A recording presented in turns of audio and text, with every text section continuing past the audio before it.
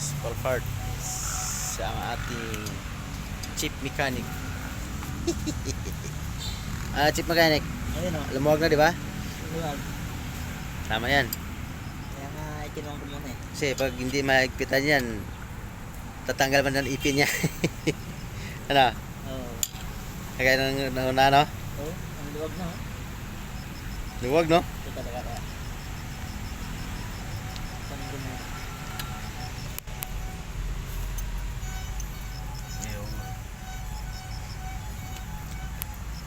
Ilagay sa alignment for bago siya i-close.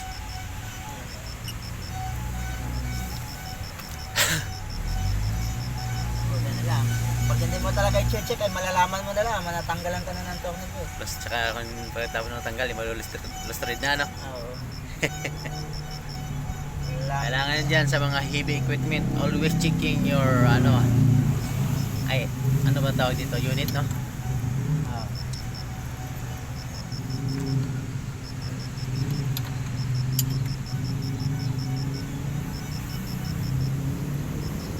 Tanggalin mo na natin ang Yan yung mga bleed niya. Yan yung humahampas sa damo. Ito. Yan. Ito yung humahampas sa damo. Yan. Yan ang pinaka-lock niya. Pinaka-lock. Luwagan mo lahat, ano? Oo. Yun, no?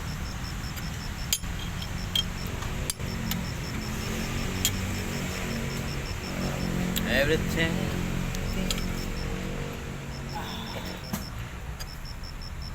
Yun.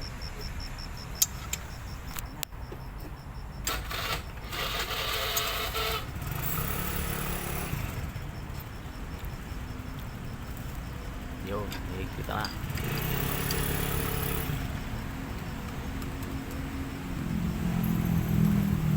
Yan yung mga blade niya, yung nakalutang. Yan yung blade niya.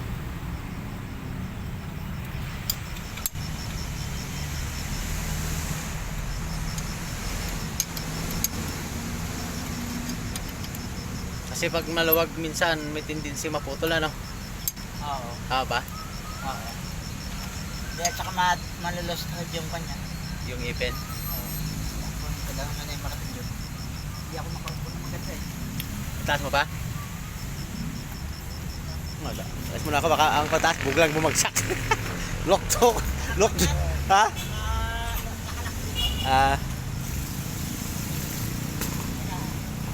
So yun. Yan po yun, yung blade niya. Ayun, no? Thank you for watching.